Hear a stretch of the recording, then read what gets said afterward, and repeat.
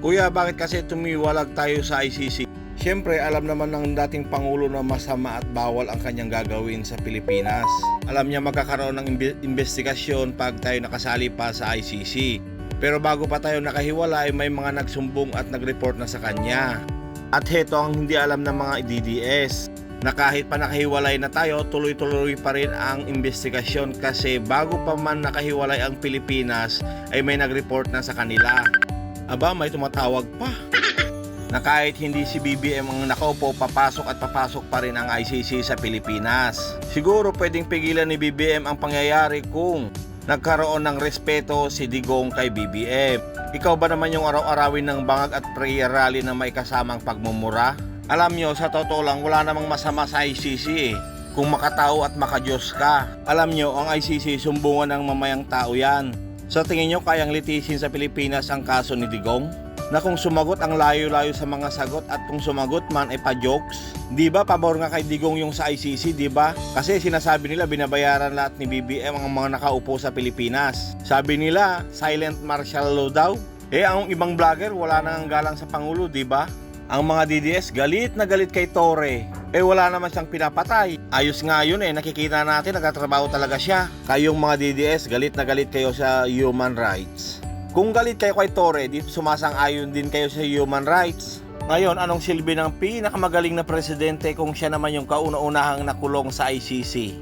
Itong mga DDS na to, galit na galit sila na nakakulong si Tatay Digong.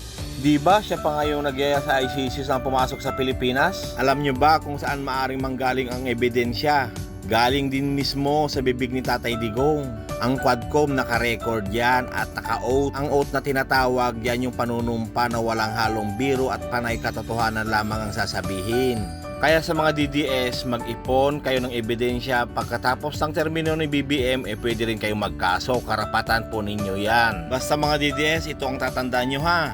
Walang apoy kung walang usok. Walang kaso kung walang krimen. Alam nyo, si Tatay Digong din yung kauna-unahang presidente na natapos na ang kanyang termino ay maingay pa rin.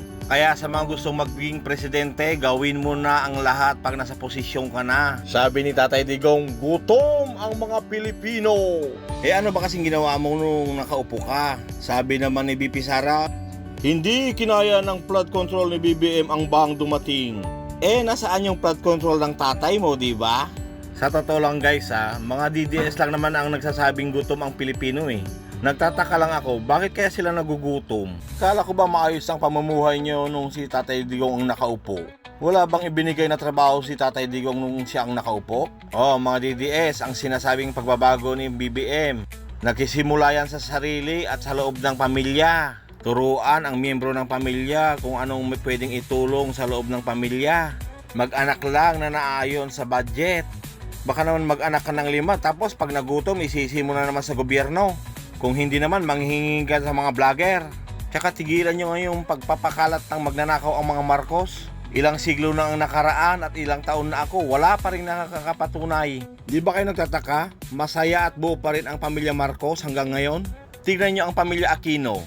Sana habaan pa ng Panginoon ang buhay ni Chris Aquino ngayon. Oh mga DDS, makinig kayo. Ito ay labanan ng sinugo at dating isinugo ng Panginoon. Win or loss man ang sinusuportahan natin, nasa sa atin pa rin ang pagbabago ng buhay natin. Wala sa kanila. At saka malapit na rin kami. Bye bye.